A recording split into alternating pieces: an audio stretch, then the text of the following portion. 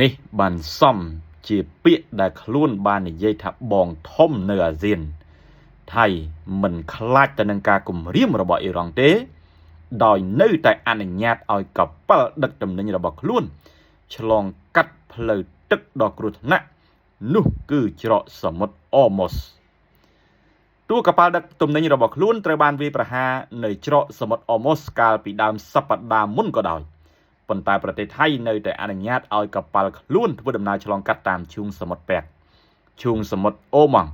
និងច្រកសមុទ្រអូម៉ូសប៉ុន្តែក៏ចេញការព្រមានជាបន្ទាន់ដែរដល់ក្រុមហ៊ុននាវាចរថៃទាំងអស់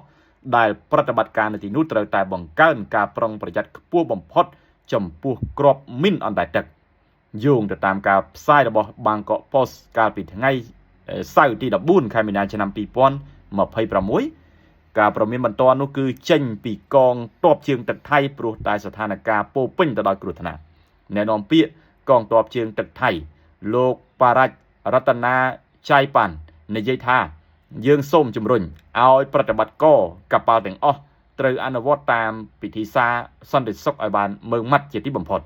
គ្រាប់មីនទាំងនេះមិនមែនត្រឹមតែជាការគំរាមកំហែងដល់យោធាប៉ុណ្ណោះទេប៉ុន្តែវាគឺជាគ្រោះថ្នាក់ដ៏ធំសម្រាប់នាវាស៊ីវិលនិងកប៉ាល់ដឹកទំនិញដោយករណី Mayuri Nari ផងដែរទន្ទឹមនឹងនោះលោកបារ៉ាច់